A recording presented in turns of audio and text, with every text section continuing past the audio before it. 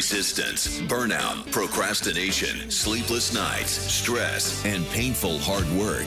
Fatigued from running on the high achiever hamster wheel?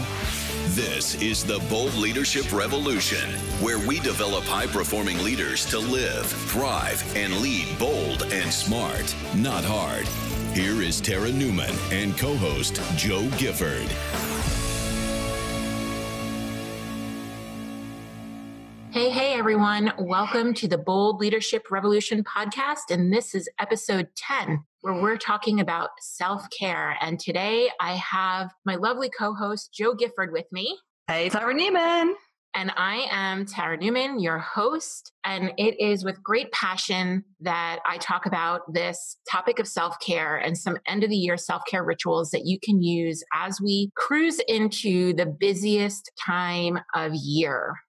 And Joe is here with me because self-care is also her favorite topic. And it's something that Joe and I really bond over, right, Joe? Oh, massively. This is one of my favorite things to talk about, Tara. And I know we're going to delve into why that is for us both, because we had to learn the hard way. But this is going to be such a juicy episode. I'm really excited. Yeah. So some of the things I want to cover in this episode are, I think that I look at self-care in a really unconventional way. So I want to share what my perspective on self-care is. I want to share what I don't think self-care is and how we have it kind of wrong when most people talk about self-care. And I want to give some food for thought on things that our listeners can walk away with and really implement on over the next, I don't know, how many weeks left of the year do we have? 6, 7 weeks? 7 weeks? Yeah. 7 weeks of the year. Because, I also could have called this episode How to Lead When Life is Lifing.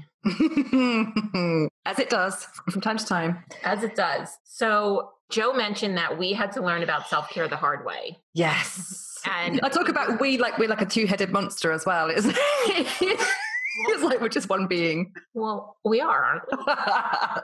Okay. So, and I know that we've touched on this, I think, in another episode when we talk about how we kind of met, that we were both kind of suffering. Maybe we didn't talk about that. I think we did really briefly back in maybe 4, I think we did. We just touched on our bonding through our mutual dealing with chronic illnesses, chronic fatigue, fibromyalgia, endometriosis over here, and adrenal burnout over there for you.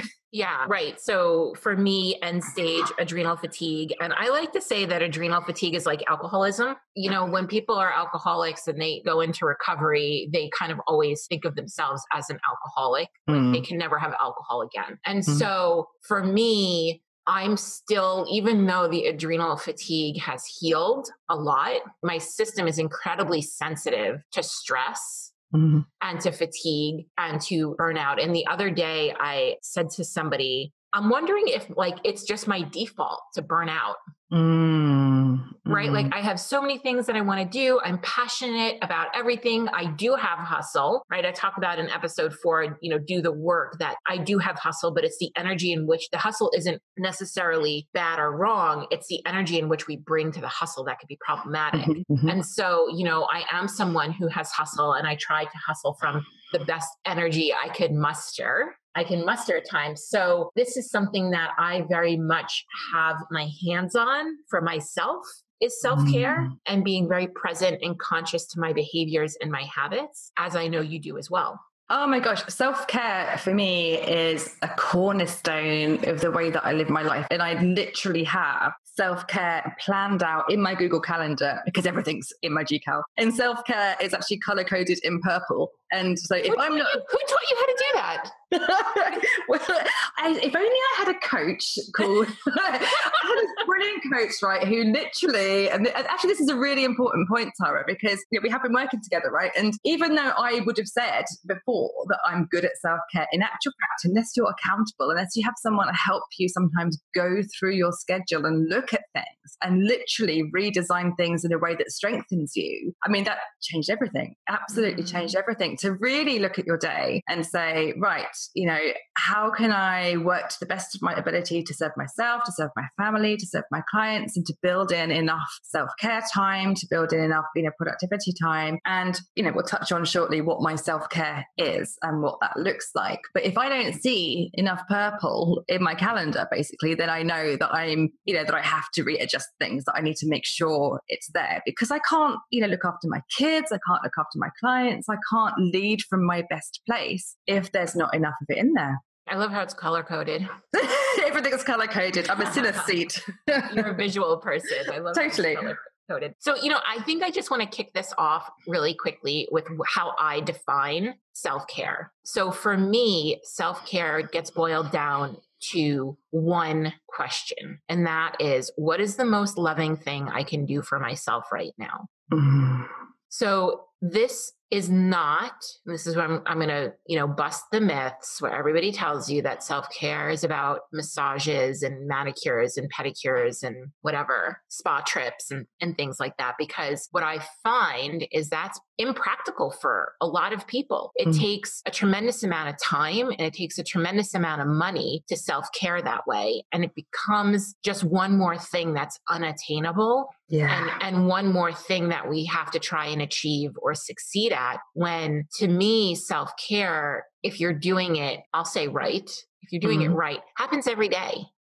And it can happen at any moment. And it doesn't require having to make an appointment or do one more thing or pay any money. And that it's simply asking yourself, what is the most loving thing I can do for myself today? It could mean just stopping where you are and taking a breath, or going outside and walking in the grass, or working from bed. I love that one. Me too. Yeah. And, I think, whilst massages and manicures and spa days, those things do appear on my calendar, but all of those things also rely on someone else, don't they? Whereas the other things we can do, like, have I walked outside today and, kicked the autumn leaves around? It's beautiful outside right now. Have I journaled just for a few minutes? Have I checked in with myself? Have I taken a breath?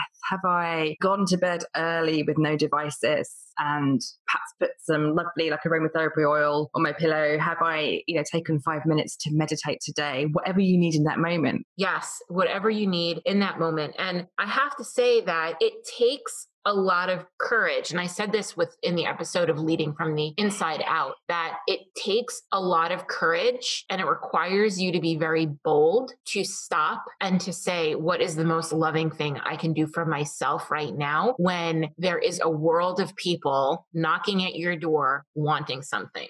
Right. One of my big self-care things is to go to bed at least 3 or 4 times a week at 9 o'clock, lights out, meditate, read a fiction book and not a personal development book that's going to wear my brain up. But the hardest thing is to step away from the shoulds and coulds in the house, because, when you have kids and a family, as those of us do know, there's an endless list of things, but also business stuff. My clients are global, and the internet is a non-stop place. To be able to step away and give yourself that permission, knowing that the world isn't going to fall apart, is actually huge, isn't it? It is. It is. And it's very hard living in today's world where we have so much access to so much information, when we have so much access to scrolling news feeds, and, that comes with bright blue light. And EMF, and just a lot of cognitive overload, to the point where we're not just tired, we're wired. Yeah. And fried. And this happens when you're a really ambitious person who is excited by what they do. When I say that I think my default is burnout, these days, it's not because I'm trying to prove myself, or because I care what other people think, or because I don't think I'm enough, but it comes from, I'm so excited by the work that I'm doing in this world, and I can't wait to do more of it, and I can't wait to help more people, and I can't wait to reach more people. And I'm always thinking about my clients, or my ideal clients, or people in my community, and how I can help them more and serve them better, that I can get wired on that. Totally. And it can take me a while to come off of that place where I'm wired or adrenalized. It's hard, isn't it, when you really, really love what you do? And, I know there's sort of quite often times where I'll wake up in the middle of the night and have those illumination, moments of creative thinking where, I'll perhaps have like a fully formed sort of lead page or something in my head, or an idea for like a great printable, or just something either for my clients or for me. And part of that is knowing that these things happen, is knowing that you might have these great ideas in your head and where to record them in a way that allows you to go back to sleep. But a lot of this stuff is boundaries, Tara, isn't it? Oh yeah, we're going to get to that. You just set the boundary on boundaries, didn't you? Yeah, we're going to get to that. So really what I wanted to do was talk about how we're cruising into the craziest time of year. And do you know the majority of my clients take December off? That feels amazing, and also feels really scary. What amazing thing to do. Yeah, most of my clients take a lot of time off. Some of them take the entire month off. And when I say they take the entire month off, it's not like they head into a spa for a month or they go into a cave and they hide, but they take off from the activities that they feel they need rest from. And they're very intentional about what they will do in the month of December. And then the majority of them absolutely have 2 weeks of vacation in December. Perfect.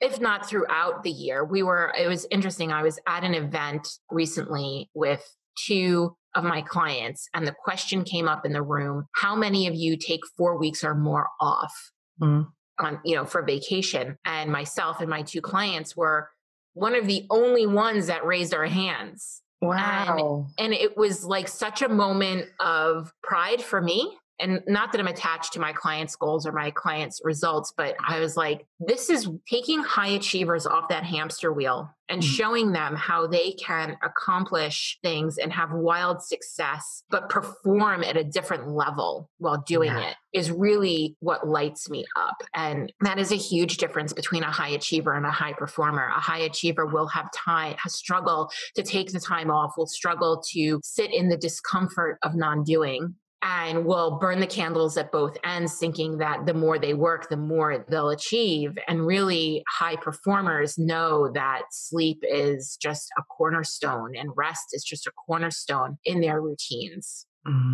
So I have some notes here and some things that our listeners can do and to kind of give them some food for thought. And you were touching on some of them. So I'm going to jump in. And the first thing that I'd like people to think about is having a structure for the end of the year, right? We have 7 weeks left.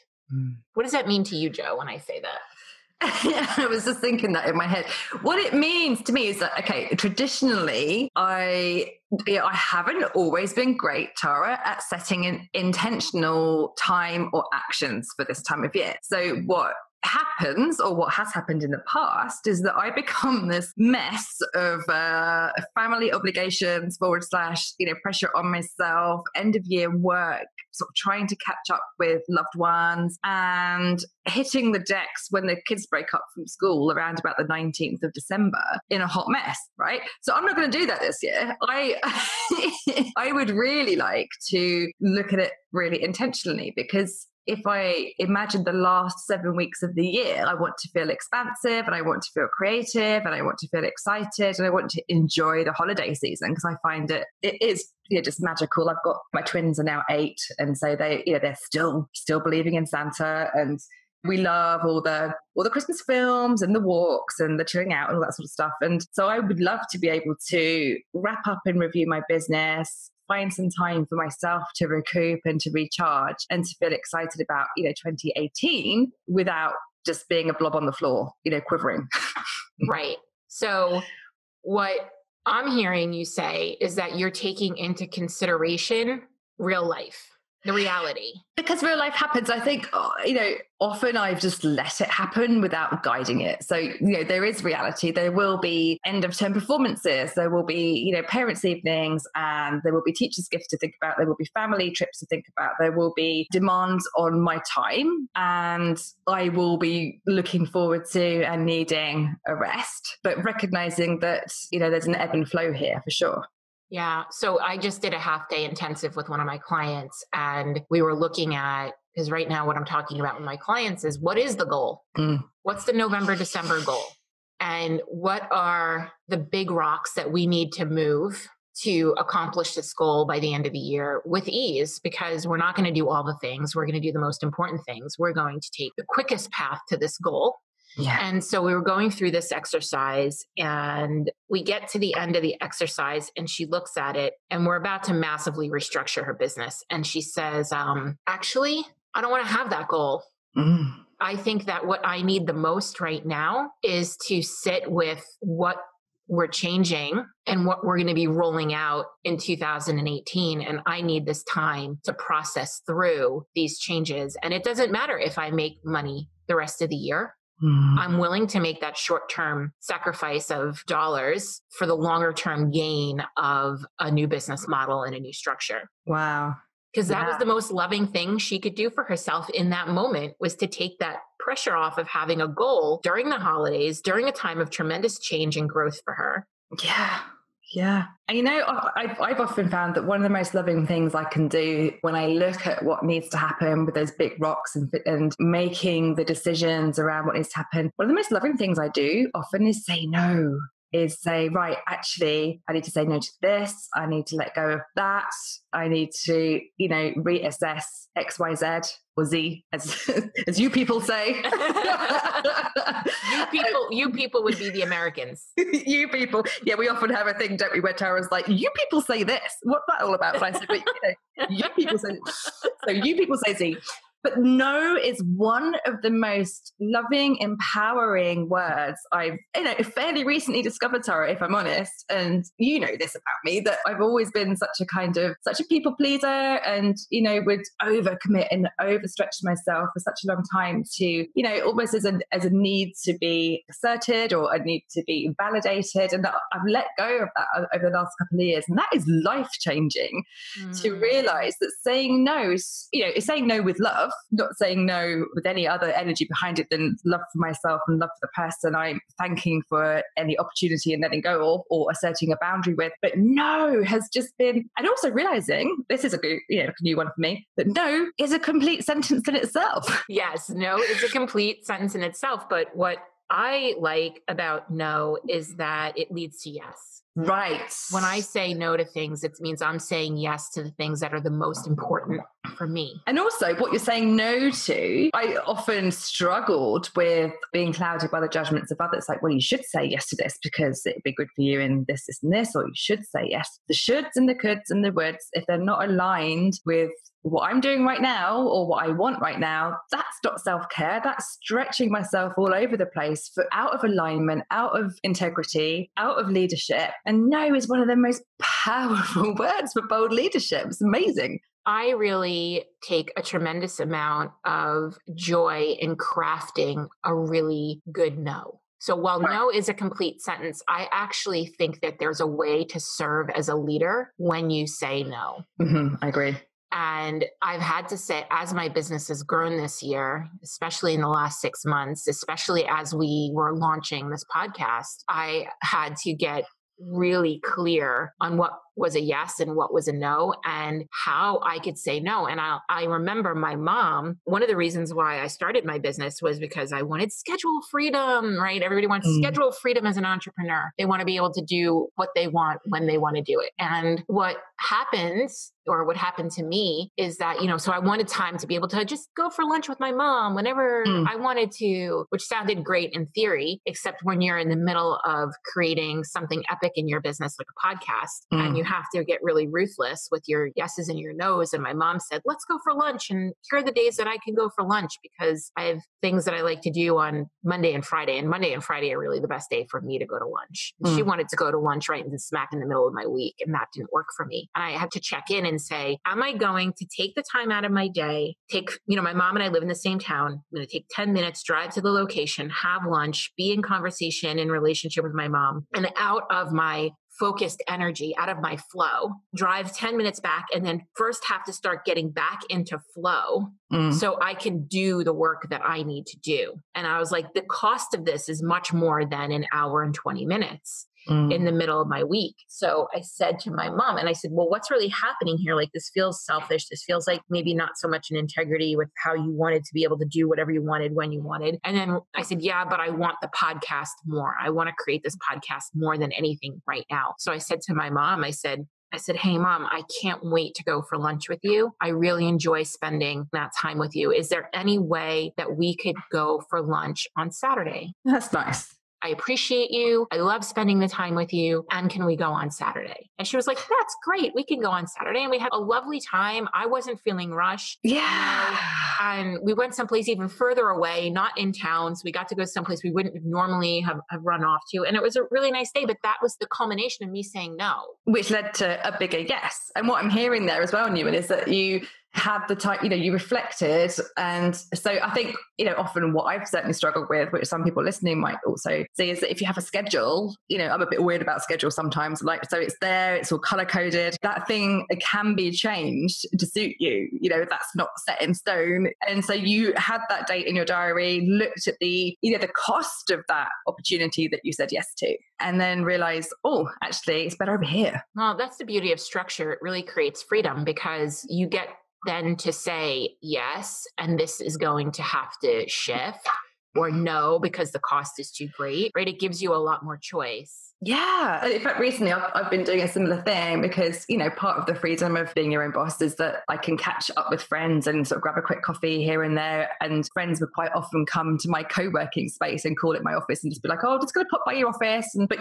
recently I've had to set that boundary and say, no, guys, I'm actually, things have got quite busy. I'm really focused at the moment. It's, my priority during my working hours, especially as a working mum, is to make the most of that time. And I almost had that sort of niggling thing of, but this is why you did it, Jo. You've done it to be flexible. And like you, it's like, but right now, focusing on the growth of my business is the most important thing. And those coffees can happen after school or on the weekend or whenever. Yeah, 100%. So that's having a structure for the end of your year. And the other one that I want to talk about is really understanding your business cycles or your life cycles and how to plan for them. Because this one makes me laugh all the time. When I was working in corporate, the end of my year was nuts. The whole company was a crazy town at the end of the year. And I was like, I'm not doing this anymore in my business. The end of the year for me is going to be like, peace out, sister. It's going to be really calm. And lo and behold, the end of the year is an incredibly busy time for my business.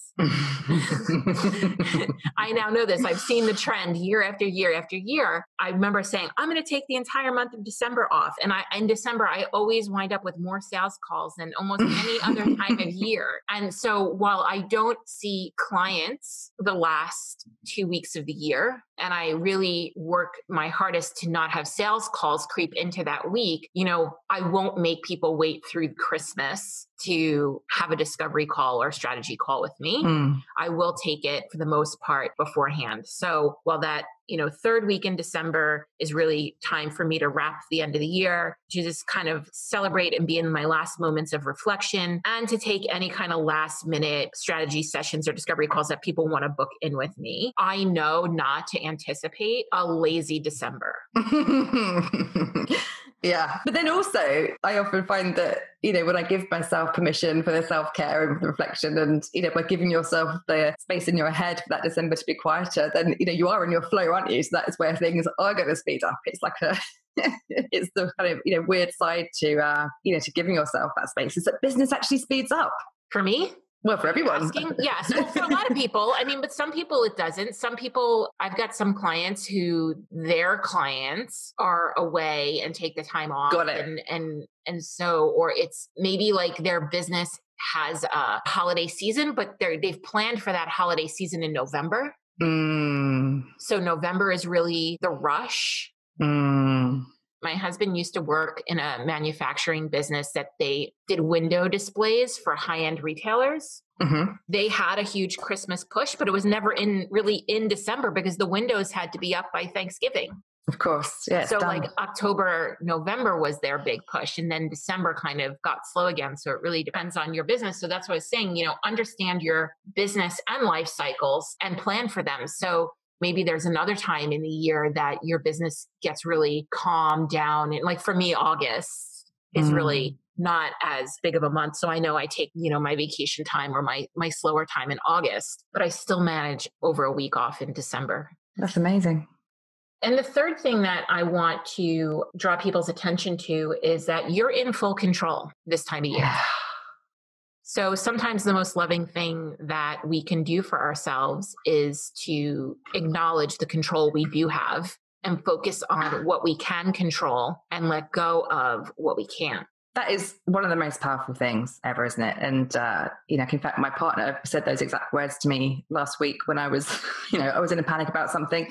He stepped into his bold leadership and just said, well, Jo, what can you control about these things? What can't you? And, see how much you can already. That's so empowering. Yeah. So I always realize this time of year that I get my desire to do all the things starts to really ratchet up.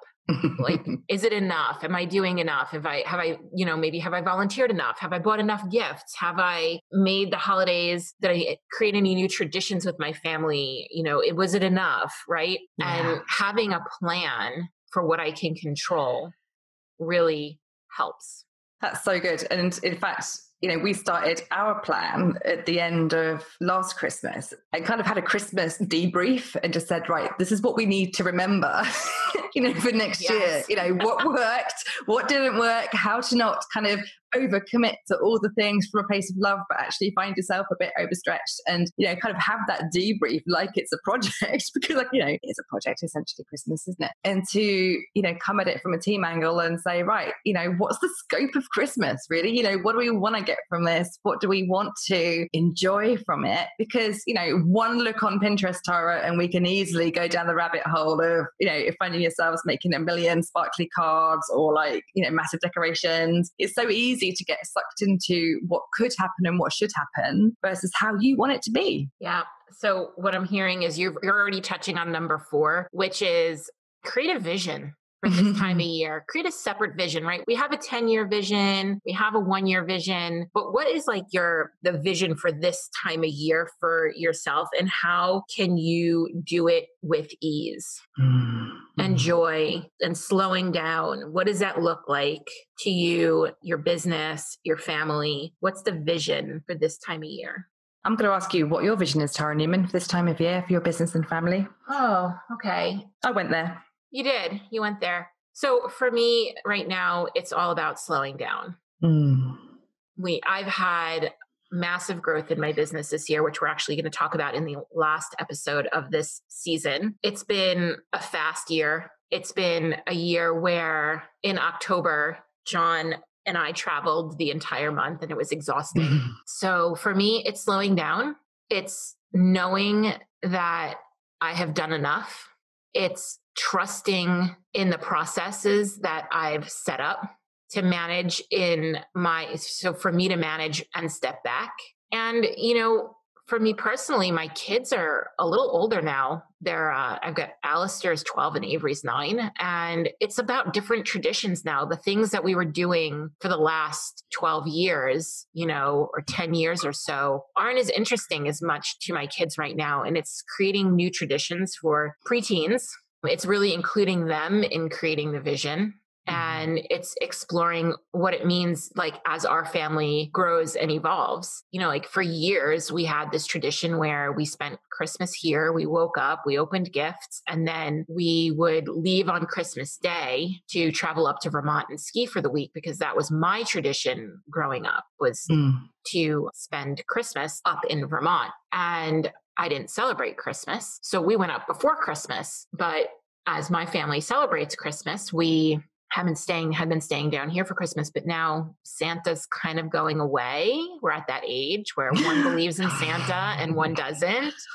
And so now we head up to Vermont before Christmas. So that's a big change for us and planning into that. You know who I really love how they do Christmas in their business, by the way? Who's that? Marie Forleo. Do you ever go to her website at Christmas time and she has this pop-up that says hey, Team Forleo is all away on Christmas vacation. We'll be back at the end of the year, right? Enjoy yourself and we'll respond after the first. I haven't seen that, but that is such a brilliant way to set a boundary and to set expectations, isn't it? Brilliant. Yeah, I love that. That's amazing. And that, when you're talking about your gorgeous traditions and stuff, I was just thinking actually how Christmas is such a brilliant, practice ground for self-care. It's one of the best times really to practice stepping into your vision of what you want to do and setting your boundaries, leading in your life and your business around that. And whether you're setting those expectations with family or with friends or with clients or with suppliers or whatever it is, if you lead it, then you have more control. Yeah. Yeah. And my fifth thing that I have here is actually a part of my vision too. And it's so important. And I really want everybody to sink into this one. But have a plan to celebrate your year. Oh, yeah. Because what I notice among the ambitious ones, the ones who are leading, the ones who are achieving and doing and accomplishing and succeeding is that we forget to celebrate it and to really take the time out to reflect on it. That's so powerful. Let it integrate, because a lot of change happens in a year. My gosh, it really does, doesn't it? A lot of change happens in a year. And this is why it's so important for us to have weekly and monthly and quarterly reflection processes and planning processes, because when it comes to the end of the year and you have to sit there and make a list of all the things you want to celebrate for the year, it can be daunting to the point where we won't do it. But if we're capturing it throughout the year on a weekly, monthly, or quarterly basis, it makes it so much easier to just pull up those, wherever you might keep it, in a notebook, in a journal, in Evernote, and to reflect back on those things and to really be reflecting and celebrating throughout the year, so that when the end of the year comes, it doesn't feel as cumbersome or overwhelming. Because you can become overwhelmed by your success. And then if you don't take the time to just take a beat and celebrate, it skips past you. It's like it didn't even happen. And you wonder why it's never enough. It's never good enough. Or you hit the goal, but you didn't smash the goal. And it's because it's not about the goal. It's about the fact that we haven't taken the time out to appreciate the success that we've had. How do you celebrate, Tara? I am such an introvert. And I so love my cozy time on the couch with my journal and with my cup of coffee and just reflecting back on the lessons that I've learned and the things that I've accomplished and really allowing it to become a part of me, to feel it in my body, to feel the success in my body. And the other thing that I like to do to celebrate my success is to speak it out loud, right? To share it with my husband, to share it with my coaches, to share it with my mastermind, and to just be witnessed in the big things that I've done. It doesn't even have to do with buying myself something or going out to eat or it's not like, that's not what celebration means to me. It's just me really grounding into that new person that I've become. Grounding yourself into that vision. It sounds so lovely. And in fact, that's my ideal way now to celebrate, although it wasn't always. And that's because I don't think I was always aligned with what self-care truly meant for me, whether I'm celebrating something or building it into my schedule. Self-care or a celebration all used to mean going out for some wine or some dinner and actually coming home too late and probably not sleeping very well and not performing. Killing my productivity and not being able to show up as a leader the next day. And that's not self-care, nor is that leadership. And I'm not saying we shouldn't have some fears and all that sort of stuff, but I think being aware of what self-care, of what a celebration in a self-care way can really mean, whether it's, treating yourself to some green juice and some lovely aromatherapy oil or getting under the blanket and watching your favorite film, like whatever it is, all of which sounds really introverted, and it is. We're so rock and roll, Newman. I just want to put out there that I wasn't always on the sofa. Oh dear. This is what 41 looks like, dude. This is true. So celebrate your year. And then the fifth one is what Joe said in the beginning, and it's a boundary check-in. I think the most loving thing that we can do for ourselves sometimes is be very clear on what's a hell yes and what's a hell no. And I think Brene Brown probably describes boundaries in the best way possible. And she talks about it simply through the lens of what's okay and what's not okay. One of the biggest learning curves for me has been allowing myself the time and space to reflect and check in with whether something is okay or not. Do you know what I find? Do you know what I find where people struggle the most with boundaries? It's not necessarily in the creating of the boundary. It's not necessarily in saying what's okay and what's not okay. Although sometimes, we want to be liked by others and that affects our boundaries. But I find that the biggest struggle for people, and it certainly has been for me, is to not violate our own boundaries once we've set them. Oh, yes.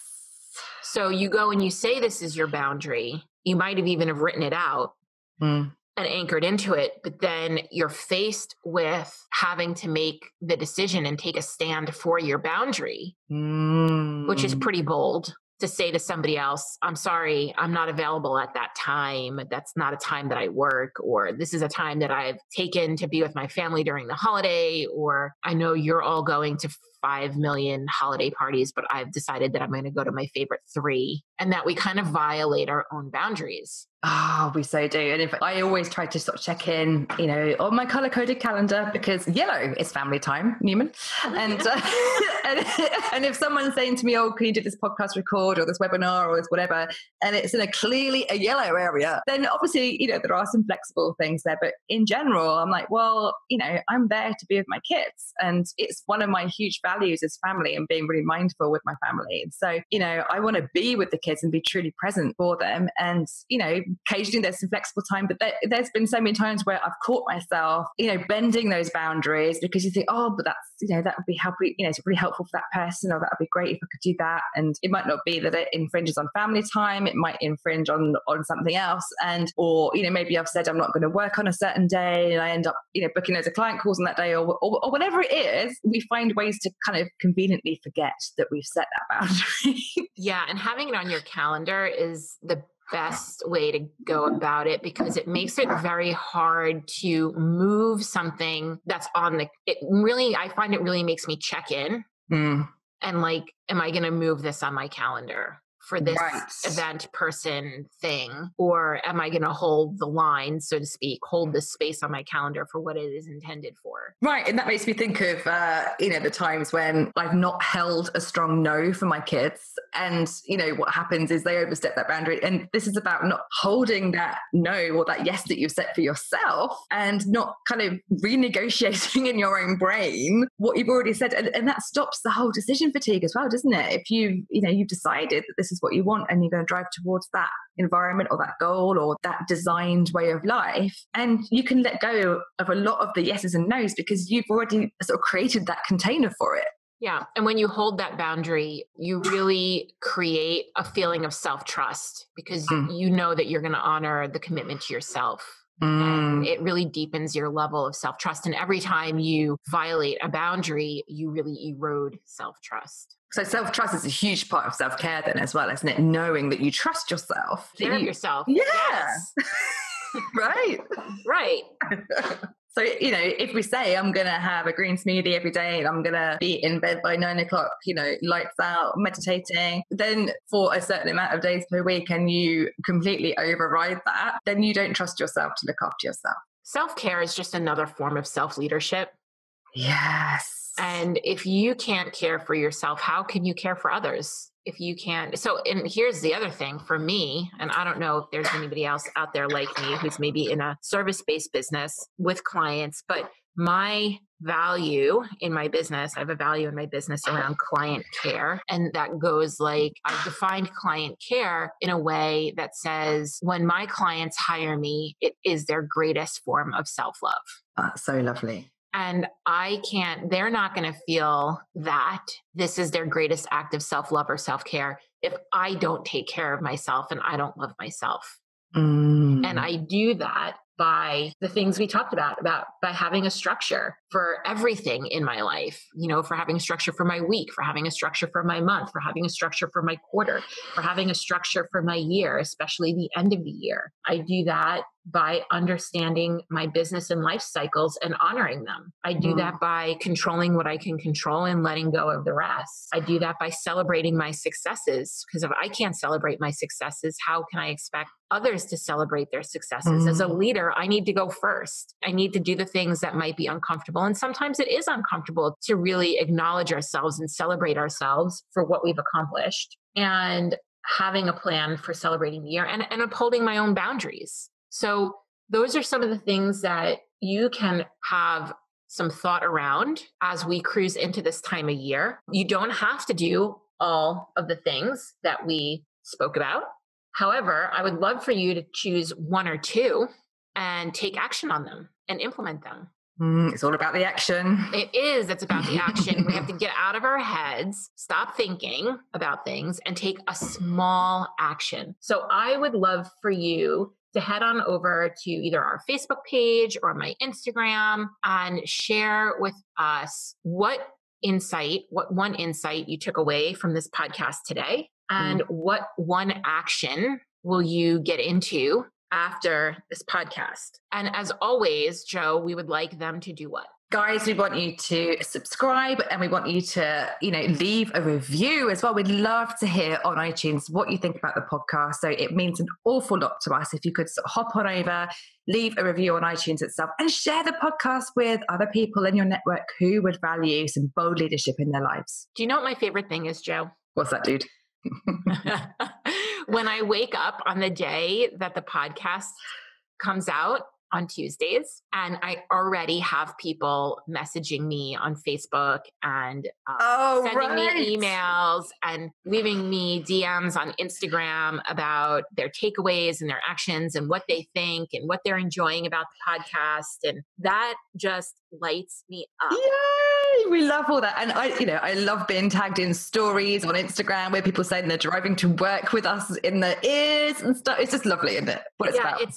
For me, I love receiving that energy, right? Like we put energy into the podcast, and then people take the time to just drop us a quick line, and that's like energy being received back. And for me, that's such a fair, energetic exchange for showing up each week with this podcast. So I love it. So please, please, please keep that coming. Keep introducing yourselves to us. Keep growing this community. We appreciate and thank all of you. See you later, guys. Bye. Thank you for tuning in to the Bold Leadership Revolution podcast. This episode has ended, but our work continues online. Head over to theboldleadershiprevolution.com, where you'll find links to any resources mentioned in today's episode, along with other valuable tips and information that will help you lead bold. That's theboldleadershiprevolution.com.